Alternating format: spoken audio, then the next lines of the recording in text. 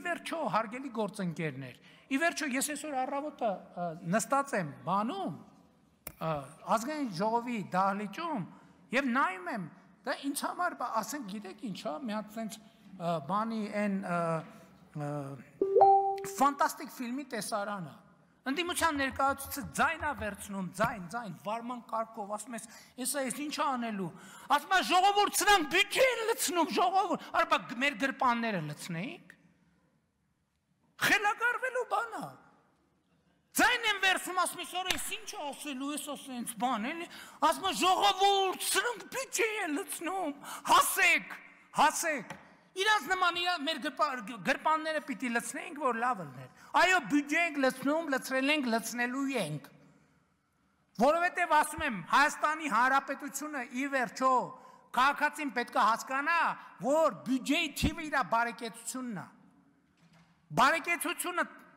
ասում եմ, այն չի թե շաբաթը քանի օր ես մսով ճաշ ուտում։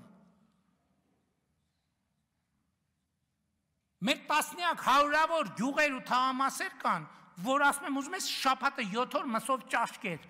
Դու ապրում ես աղքատության մեջ, որովհետև այդ միջավայրը աղքատ, հուսահատ, քանդված, ցեխի մեջ, աղբի մեջ կորած միջավայր է։ Ի վերջո պետք է հասկանանք սա։ Պետական բյուջեն, քաղաքացու եւ համայնքային բյուջեն քաղաքացու բարեկեցության ցուցիչն է։ Ուզում ես տանը սնդուկի մեջ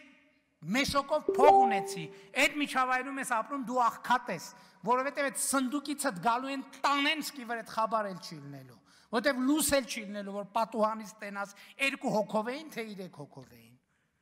հեռախոս էլ չի լինելու, որ զանգես, ոստիկան էլ չի լինելու, որ գա տենա ինչ ա եղել։ Գնենք չի, որ այսօր մեր ոստիկանությունը կամ պետական կառավարման համակարգը բանա, կատարյալ աշխատում, բայց այդ թվում են պայմաններով, որ տասնյակ տարիներով փոխանակ բյուջե լցնեն, իրանք ջեբերն են լսել, ոստիկաններին էլ ասել են, դե գնացեք, դե կանաչի մանաչի ծախող կա, տեսեք ինչ եք անում։